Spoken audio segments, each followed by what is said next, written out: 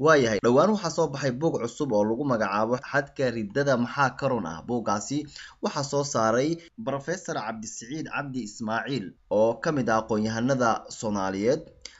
haatan ayuu khadka professorka ugu jiraa magaalada Nairobi ee dalkaasi Kenya. waxaynu doonaynaa inaynu maanta la wadaagno bal guud ahaan buuggaasi ama kitaabkaasi iyo waxa uu xambaarsan yahay. Professor, haddaad imaqlayso marka hore soo dhawow. waayahay aad iyo aad ayaad u mudan tahay. dhowaan waxa aad soo bandhigtay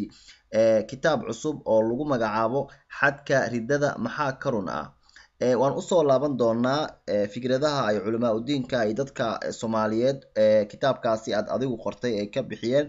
bal in yaroo kooban guud ahaantiisa adigoo noo soo koobaya kitaabkaasi xadka riddada maxaa ka run ah, waxyaabaha uu xambaarsan yahay professor, maxaad inagala wadaagi kartaa? walaa cabdiqani, marka hore adiga dhammaan waa idin salaamaya, waana ku mahadsantihiin fursadan aad isiiseen inay haysataan. aad baan kaga mahadnaqayaa. intaa kadib buuggan xadka riddada wuxuu ka hadlayaa masalo fiqi ah oo ah mid dadka muslimiinta ah dhigooda aad ugu daatay. maanta bulshada Soomaalida waxaa aad loogu adeegsadaa hub la yiraahdo qofkaas waa ridoobay ee hala dilo. waxaan u baahanahay inaan fahmno waxa diinta islaamku ay ka qabto qodobkaas. diinta islaamka marka la leeyahay waxaa laga hadlayaa waa nusuusteeda, aayaadka qur-aanka iyo axaadiista nabiga ee saxiixa ah. ma jirtaa daliil xoog badan oo noqon karta dambiga intaas leeg qof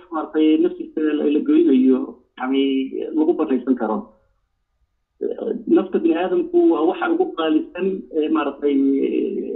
nolosha iyo ilaahay karaamaysiiyey bini aadamka. karaamada ilaahay bini aadamka iyo waxa ugu qaalisan weye. markii la gooyaa wax kale maaha.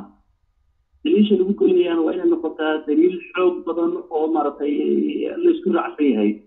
aan marna geli karin mugdi iyo dood. marka buuggaas waxaan isku dayay in masaladaas ku caddeeyo oo diinta islaamku marka la yimaado aayaadka qur-aanka ah, axaadiista nabiga, ijmaaca waxaa dooda sheegaysa, saxaabadii mowqifkooda, maxaan ku yiraahdaa arrimahaas oo dhan waxa ay diintu ka qabto masaladaas inaan kusoo bandhigo. sidaas way buugu. waayahay waad mahadsan tahay. hore waxaad u qortay buugaag hore oo run ahaantii dadka Soomaalida ay aad u wada akhristaan, sida buugga saboolnimada maxaa looga baxaa iyo buugga aad kaga hadlaysay xabaaladaha iyo sida loogu badbaado, iyo buuggan haatan aad qortay xadka riddada maxaa ka run ah. kuwaasi hore dadweynaha way la dhaceen oo waa la wada akhristay. kani waxaa moodaa in shaki dadku ay ka muujiyeen. maxaad is leedahay shakigaasi waa uu keenay? waxa weeye kuwaas waxay iska ahaayeen waa masaa'il oo aan muran la gelin karin. oo masalan saboolnimada sidii looga baxaa waa masalo economiga waxyaalo badan loo baahan yahay. meel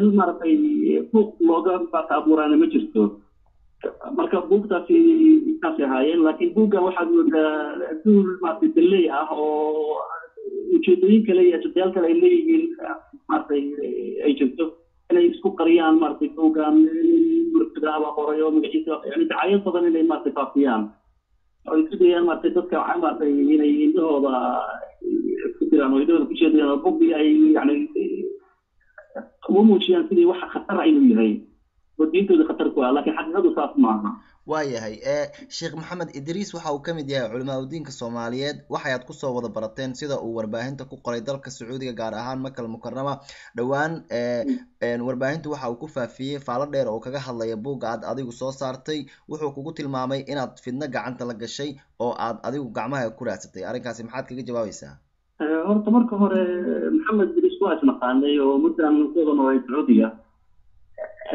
jaamacadda ma wada dhigan oo aan leeyahay maxamed meesha jaamacad kama uusan dhigan intaan ogahay. laakiin waa deganaa magaalada, annaguna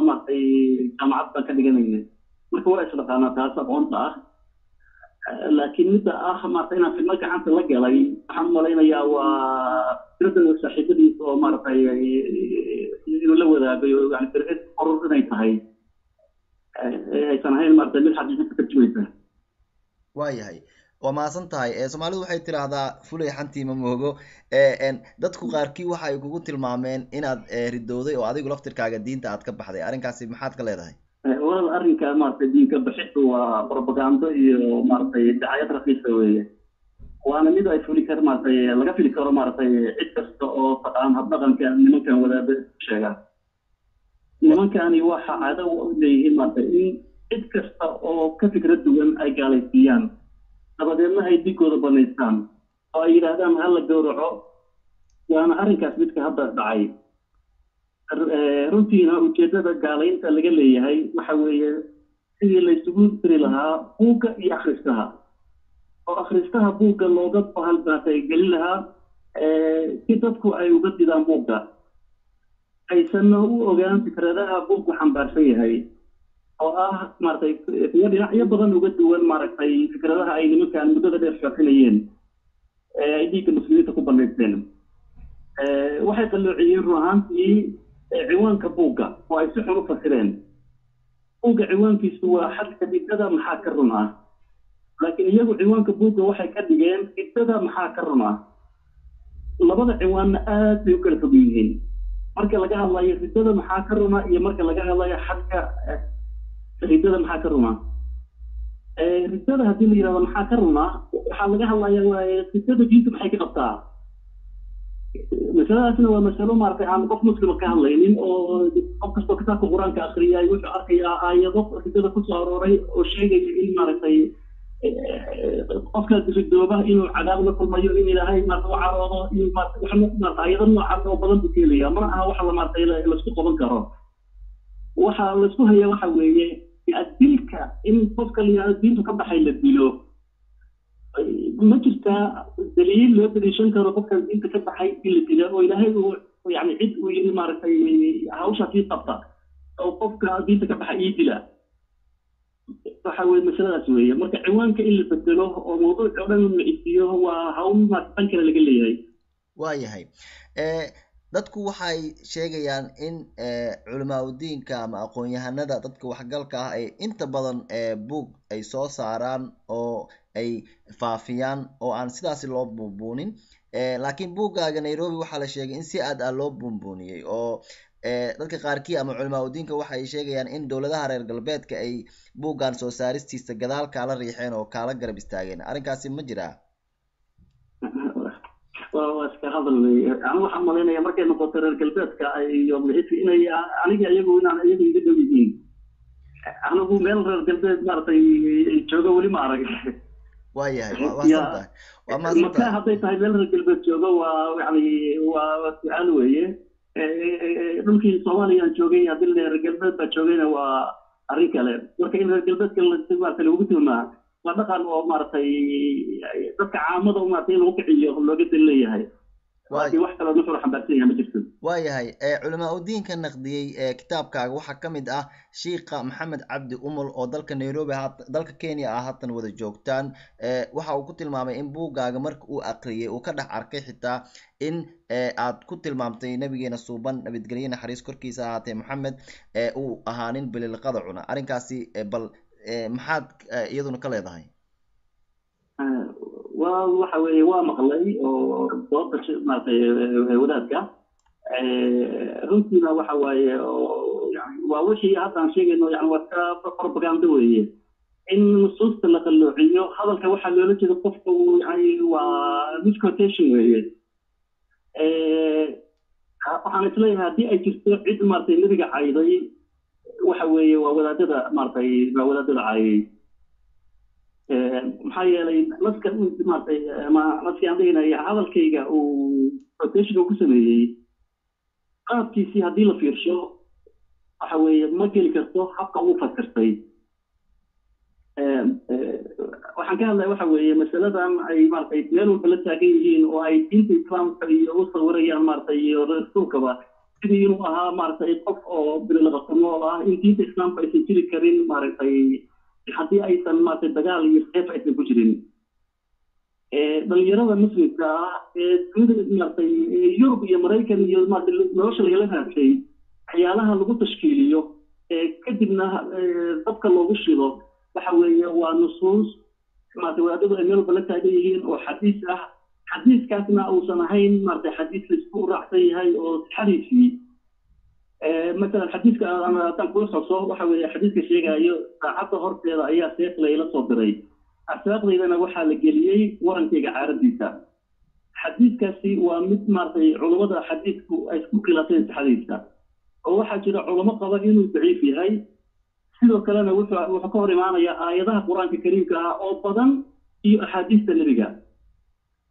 بصراحة إلى هو في القرآن كتير هاي يسقون النبي كهر ما تكور ما يا مثل ما يا كلها وما أرسلناك إلا رحمة للعالمين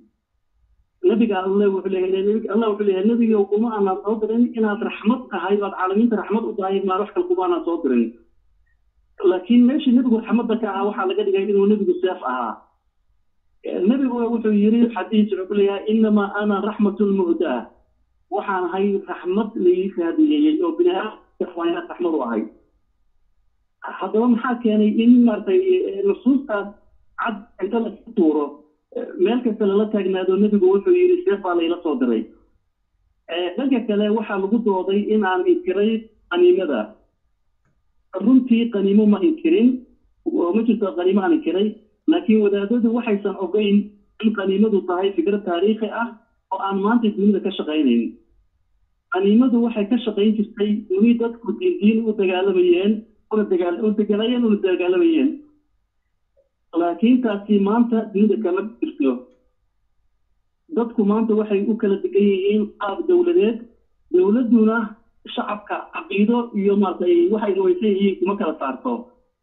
dhammaan dawladdu shacabkeeda waxay u qaadaa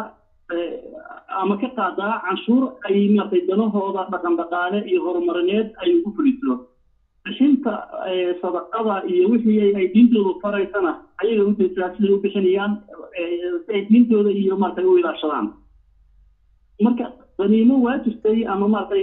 wax in laga dhigo xaqiiqo maanta la rabo in la fuliyo waxaad moodaa maartay in la leeyahay dunida la dabagediyo oo yani qaniimadu nusuusta ku saartay sideeda loo daayaan leeyahay anigu yaan maartay la keenin xaalad aan xaaladeedii waafaqsanayn waayahay waa mahadsan tahay gabagabadii waraysiga iyaga ayaanu gaarnay hase ahaatee waxaan rabaa hal iyo laba inaan laba su-aalood sii raacsado professor cabdisaciid adigu dhowaan mar aad waraysi bixinaysay oo aad ka hadlaysay bandhiga buuggaaga waxaad sheegtay in adigu aad qortay hase ahaatee dadku ay leeyihiin sixitaanka buuggaasi iyo waxyaabaha ku jiro inay fahmaan dulduleelada haatan la sheegayo dadweynaha ayuu ka yimid oo aad fartay inay buugga si fiican u aqristaan haba u badnaadeen culamaa udiinka sheekhyada waxaa ka mid ah inay kugu eedeeyeen inaad asxaabadii rasuulka u gaftay markaa isku soo wada xoori arrimahaasi marka aad buuggaaga haatan dib ugu laabatay ma jiraan in dhaliilo ah oo laga dhex arki karo waxa weeye arrintaa dhehaysa maartay saxaabadu u gafay waxay daba socotaa ay la mid tahay yani diintu ka baxay rasuulkiibu caaday qof rasuulka caayay waxaa la fili karaa inuu maartay saxaabadana caayo marka dooda ah maartay rasuulku caayay iyo saxaabadu caayay waa been waxaan filayaa maartay fahamka iyo caqliyadda wadaadada ayaa waxay tahay yani waxa laga hadlayo inaysan fahmin waxaad moodaa waxa weeye masaladan ka hadlayo waa masalo taariikhi ah oo wixii dunida islaamka taariikhdeeda iyo wixii ka dhacay weeye marka inuu wadaadku maartay jaahil ka yahay taariikhda islaamka iyo inuu doonayo inuu taariikhda inkiro labadaas mid weeye baan isleeyahay anigu waxaan buugga ku qoray maartay dhacdooyin ku cad taariikhda islaamka cidda doonaysa inay tashifto dhacdooyinkaasina iyada ayaa laga rabaa inay keento wixii daliil ah ee ay hayso muslimiintu maartay nabigu geeriyooday laba masalo ayay isku qabteen labadaas masalo waxay kala ahaayeen su-aal odhanaysa nabigu ma dhiman karaa mase ma dhiman karo iyo dood maar kale odhanaysa jegadii nabigu buuxiyey yaa buuxinaya nabigu marka dhimashadiisii si sahlan bay u xalliyeen oo yani abubakar markuu akhriyey nabigu aayadii akhriyey inay maartay nabigu bashar ahaa uuna dhiman karo saxaabadii waxay yidhaahdeen waa qanceen laakiin isla markii isla saacadii nabigii aan weli la doogin ayaa waxaa bilaabatay dood ah war mooskii nabigu baneeyey yaa buuxinayay mooska nabigu baneeyey waa laba nooc ama laba weji buu leeyahay weji waxa waye wejigii diinta ahayd iyo waxyigii iyo risaaladii uu matalayay taas cidnima buuxin karto laakiin dhanka kale nabigu ummadii muslimiinta ay samaysay wuxuu u ahaa hogaamiye marka kaalintii hogaamiyey yaa gelaya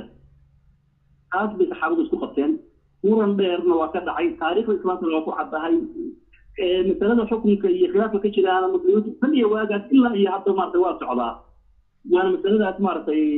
midda aan ka hadlay waxaadna masleeyahay wadaadadu in taariikhda laga been sheego ayay rabaan aniguna maaragtay hadda diyaar uma yihiin inaan taariikhda ka been sheego waayahay ugu dambeyntii fariintaada aad dadweynaha la wadaagayso ee aad hawada u marinayso professor cabdisaciid waa maxay fariinteedu waxa weeye maaragtay in dadku maskaxdooda iyo caqligooda ay u marbanaaneen yani cidna maaragtay u adeegsan inay ujeedo ay leeyihiin inay wax kasta akhriyaan inay maskaxdooda furaan inay ayagu ay caqli leeyihiin ay ogaadaan in cidka caqli badan aysan jirin يعني إن اللي يصير هذا وحنا آخرين يعني قصة تمركز iyo marka caqligiisa la kontrolo